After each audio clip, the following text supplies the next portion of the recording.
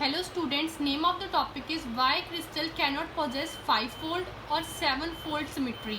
मैंने आपको पीछे लेक्चर में बताया था कि रोटेशन सिमेट्री में 1, 2, 3, 4 और 6-फोल्ड सिमेट्री एक्सिस होती हैं, 5 और 7 नहीं होती। ये मैं नेक्स्ट वीडियो में बताऊंगी। तो यहाँ पे हम डिस्कस करने लगे हैं वही सब चीज़ें। सो बच्चे, सबसे पहले मैंने आपको बताना है कि क्रिस्टल के पास रोटेशन सिमेट्री होती है ना।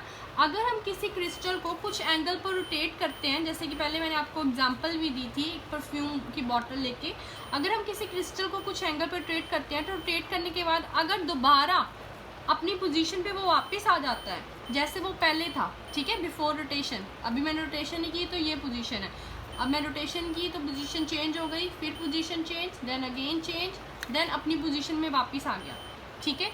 अगर वो अपनी पोजीशन पे वापस आ जाता है जैसा वो पहले था, ठीक है, तो सेम इन्वायरमेंट रहता है, तो क्रिस्टल के पास कौन सी सिमेट्री होती है?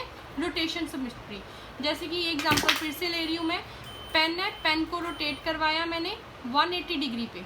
ये पेन ऐसे था, अगर मैंने इसको 180 डिग्री पे रोटेट कराया तो ये ऐसे हो गया। Now it is not in the same shape. अगर मैं दोबारा इसको 180 डिग्री पे रोटेट कराती हूँ, अब ये सेम पोजीशन में आ गया, ठीक है। मैंने इसके बैक से स्टार्ट किया था, ठीक है। सो अगर ऐसे है, अगर इसको मैं दोबारा इसकी निप से, ठीक है, पिन पॉइंट से अगर इसको मैं रोटेट करवाती हूँ तो 180 डिग्री ऐसे, देन अगेन रोटेट करवाया 180 डिग्री, अगेन अपनी पोजीशन पे आ गया 180 डिग्री रोटेट कराने पे, ओके। सो कंप्लीट रोटेशन देने पे 180, 180, 360 कंप्लीट एक रोटेशन देने पे के बाद ये अपनी सेम शेप में आ जाए, वापस आ जाए, तो इसके पास क्या हो गया? रोटेशनल सिमेट्री, ठीक है। फॉर एग्जांपल ये मैंने आपको डायग्राम्स बनाई हैं, यहाँ पे शेप्स ले लिए, different shapes, equilateral triangle, square, rectangle and hexagon, ठीक है। सपोज बच्चे हमारे पास एक इक्विलेटरल ट्रायंगल है। You know that equilateral triangle has angle 60 degree, 60 degree and 60 degree, ठीक है।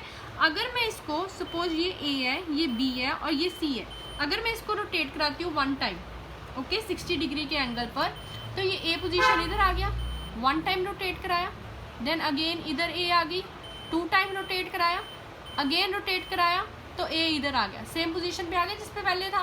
तो कितने टाइम्स हमने इसको रोटेट कराया? 3 टाइम्स। कितने एंगल रोटेट कराया? 60 डिग्री, 60 डिग्री, 60 डिग्री।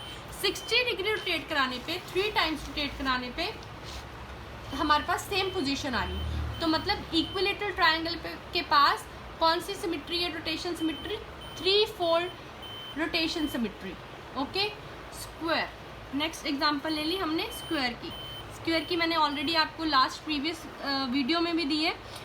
यहाँ पे आपका है 90 डिग्री, 90 डिग्री, 90 डिग्री, 90 डिग्री। इसको अगर मैं 4 टाइम्स रोटेट कराती हूँ, ठीक है, तो ये सेम वही पोजीशन पे वापस आ जाता है। तो इसके पास हो गया number of four fold rotation symmetry axis, clear. Rectangle को अगर मैं 180 डिग्री रोटेट कराती हूँ, अभी मैंने एग्जांपल ले दिया, सपोज ये रेक्टेंगल है, ठीक है, तो इसको मैंने 180 डिग्री रोटेट करवाया।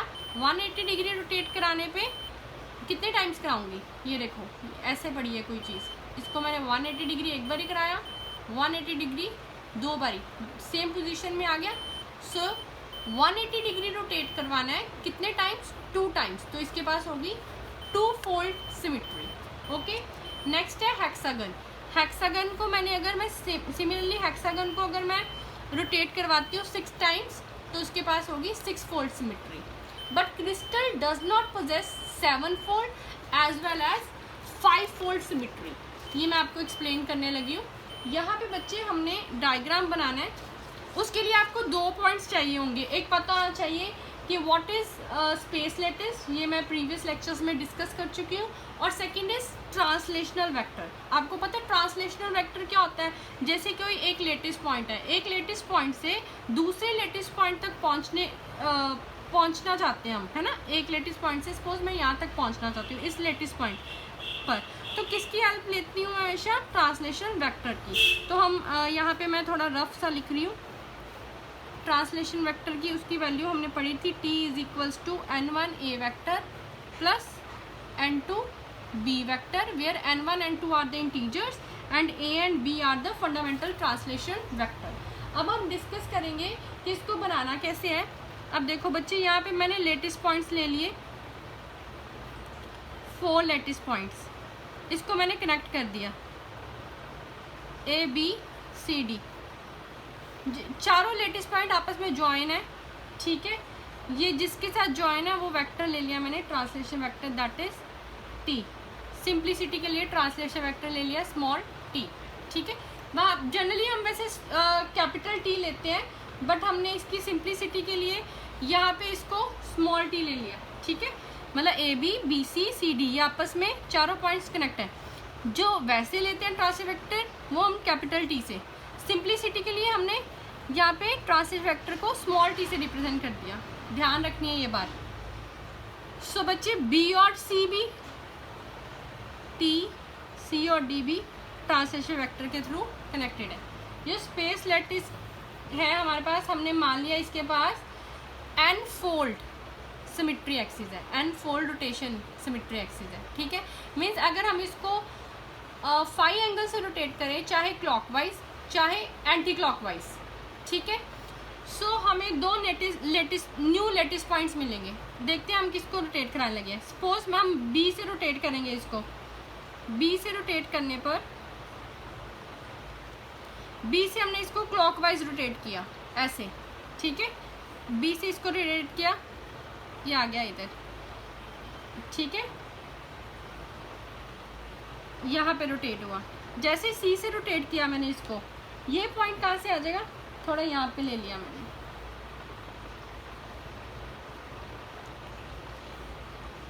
एक बी की सीट में लेंगे पॉइंट और एक सी की, क्योंकि यहाँ से इसको रोटेट कराया और यहाँ से इसको रोटेट कराया, ये सेम पोजीशन पे। अब ये इनकी पोजीशंस आ गई हमारे पास, इनको नया नाम दे दिया पी क्यू आर एस, इनको मैंने ज्वाइन कर दिया, ठीक है। और ये इसको मैंने, अब ये आप समझ रहे हो ना मैं क्या कहना चाह रही हूँ।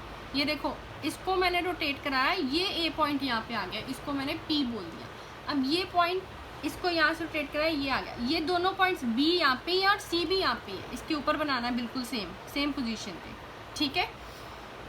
अब मैंने इसको रोटेट कराया था किसी एंगल पे, वो मैंने ले लिया 5, दिस इज ऑल्सो 5, ठीक है।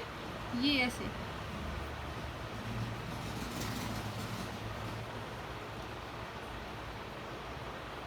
ये आ गया ऐसे, ठीक है। ये 5 हो गया हमारे पास, 5 एंगल पे रोटेट कराया इनको।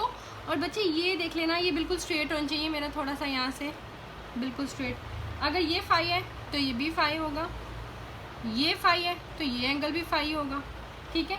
बच्चे हमारा बी और पी पॉइंट क्या है, जैसे ये ए बी टी था, ये भी ट्रांसलेशन वेक्टर के साथ कनेक्टेड होंगे। जैसे सी और एस था, ये भी ट्रांसलेशन वेक्टर सी डी था ना टी के साथ। इसका मतलब पी बी की वैल्यू भी टी है और पी ए बी की भी टी और पी बी की भी टी, इसकी भी टी और इसकी भी टी। अब हमने वैल्यूज़ निकालनी है ट्रायंगल लॉ लगा के। In triangle P Q B, ठीक है। अगर मैंने ये ट्रायंगल ले लिया, ये वाला पी क्यू बी, हमें पता है cos फाई की value base upon hypotenuse. cos phi is equals to, base क्या है हमारे पास, बेस है P Q base upon hypotenuse ये अपॉन पी बी। ये ट्राइंगल लिया है मैंने, ये वाला, this triangle P Q B, this is base, this is hypotenuse, this is perpendicular, ठीक है। सो cos फाई आ गया। cos फाई क्या होता है, base upon hypotenuse, cos theta is equals to base upon hypotenuse. Base आ गया P Q upon P B. अब सबकी वैल्यूज पुट कर दो, P Q upon P B की वैल्यू हमें पता है T cos phi, P Q की वैल्यू आ गई हमारे पास टी cos फाई, ये इधर चला गया, पी क्यू की वैल्यू आ गई टी cos फाई, तो ये आ गया टी cos फाई। सिमिलरली अगर ऐसे ये ट्रायंगल लेंगे तो इसकी वैल्यू सेम आएगी टी cos फाई। जो क्यू आर है ये आपस में कनेक्ट होंगे विद टी ट्रांसलेशन वेक्टर। दो पॉइंट्स जो हैं क्रिस्टल लैटिस के अंदर वो ट्रांसलेशन वेक्टर के साथ टी के साथ ही कनेक्टेड होते हैं, ठीक है। तो बच्चे इसके बाद क्या करना है हमने, सबसे पहले हम इंट्रो में क्या लिखेंगे, consider a row of lattice points. ठीक है, एक रो ले ली हमने, बहुत सारे लेटेस्ट पॉइंट्स होते हैं ना, ऐसे ऐसे ऐसे बहुत सारे, लाइक ऐसे होते हैं। उसमें मैंने क्या किया कि एक रो ले ली लेटेस्ट पॉइंट की, ये वाली, ठीक है, जिसका नाम ले लिया मैंने ABCD। Let the system possess n-fold rotation symmetry, then rotation of angle phi either in clockwise, या तो उसको क्लॉकवाइज रोटेट करें या एंटी क्लॉकवाइज। हमने क्लॉकवाइज रोटेट किया टू सम न्यू लेटेस्ट, और ये लेटेस्ट पॉइंट जो B से मैंने रोटेट करवाया A को, तो ये बन गया यहाँ पे पहुँच गया। सिमिलरली C से रोटेट कराया D को, तो ये यहाँ पे आ गया। To some new lattice points, कौन कौन से न्यू लेटेस्ट पॉइंट आ गए, P एंड S, सॉरी यहाँ पे मैंने रॉन्ग लिखा, P and S new lattice points. Okay, so let T be the translation vector. यहाँ पे ये लिखा है कि हम इसको किसी भी डायरेक्शन में रोटेट करा सकते हैं। यहाँ पे 3 पॉइंट्स ले लिए, ठीक है। सो इसके पास n-fold रोटेशन सिमेट्री है। जो n की वैल्यू आएगी वो हम निकालेंगे अभी कि 5 और 7 नहीं आएगी, 1 2 3 4 आएगी, अभी प्रूव कर देंगे इसमें, ठीक है। सो जो क्रिस्टल लैटिस है उसके पास n-fold रोटेशन सिमेट्री है। किसी भी लेटिस पॉइंट को फाई एंगल पे रोटेट किया, ठीक है, किस एंगल पे रोटेट करें हम, फाई एंगल पे। किसी भी एंगल, कोई भी एंगल हो सकता है, जैसे मैंने पीछे एग्जांपल्स ली थी इक्विलेटरल ट्रायंगल की, स्क्वायर की, हेक्सागन की, ठीक है। सो जो एंगल ले लिया मैंने वो ले लिया मैंने फाई एंगल, ठीक है। और क्लॉकवाइज किया तो इधर, अगर एंटी क्लॉकवाइज आप बनाना चाहते हो तो ऐसे आ जाएगा, ठीक है, यहाँ पे। तो न्यू पॉइंट्स आ गए P एंड S। सो उसके साथ T लगा दिया हमने ट्रांसलेशन वेक्टर। उसके बाद क्या लिया, PQB ट्रायंगल ले लिया, उससे हमने PQ की वैल्यू निकाल ली। देन BP, यहाँ पे सारा एक्सप्लेन करना है, ठीक है। BP किसकी इक्वल है, T के इक्वल, ये सारा पेपर में एक्सप्लेन करके आना है। CS किसकी इक्वल है, वो भी T के इक्वल, ठीक है, T से 2 पॉइंट्स। इसके बाद हम क्या लिखेंगे बच्चे, मैथमेटिकल ऑपरेशन लगाना हमने। अब P से लेके S तक हमें नहीं पता हमने ट्रांसलेशन वगैरह कितनी बार अप्लाई किया है, 1 टाइम 2 टाइम 3 टाइम 4 टाइम। सो हमने मान लिया कि P और S के बीच में जो लेटेस्ट पॉइंट्स हैं वो कनेक्टेड हैं, PS is equal to M times translation vector T से, ठीक है। हमें नहीं पता बीच में कितने पॉइंट्स आए हैं, ये तो हमने 4 एग्जाम्पल लिए ना। तो M पॉइंट्स हैं, they are from P to S, both are connected with the help of translation vector. अभी बताया मैंने, ये हमने ट्रांसलेशन वेक्टर में भी डिस्कस किया था कि एक पॉइंट से दूसरे पॉइंट तक जाने के लिए कौन सा वेक्टर लगता है, T वेक्टर, ट्रांसलेशन वेक्टर। तो वो पॉइंट आ गया PS, और उसमें कितने पॉइंट्स ले लिए हमने, M पॉइंट्स, ठीक है। सो PS किसके इक्वल है, PS is equals to PQ plus QR plus RS, PQ plus QR plus RS किसके इक्वल है, MT की, ठीक है। अब इनकी वैल्यूज पुट कर दो।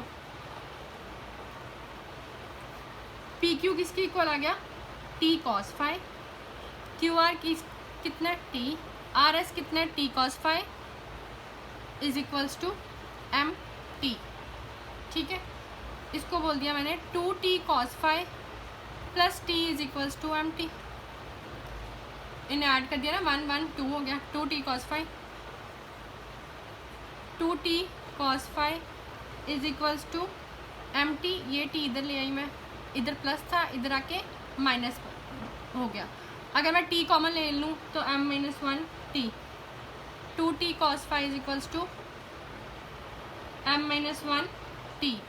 ये T से T कैंसिल हो गया, तो उसके बाद आपके पास बचा 2 cos phi is equals to M-1, that is cos phi is equals to M-1/2, where M is the integer, है ना, M इंटीजर था, यहाँ लिखना भूल गई थी मैं, where M is the integer. अगर M इंटीजर है तो M-1 भी इंटीजर होगा, m minus 1 also integer, that means m minus 1 is also integer, और मैंने इसको लेट कर लिया m minus 1 है n के इक्वल, n by 2, where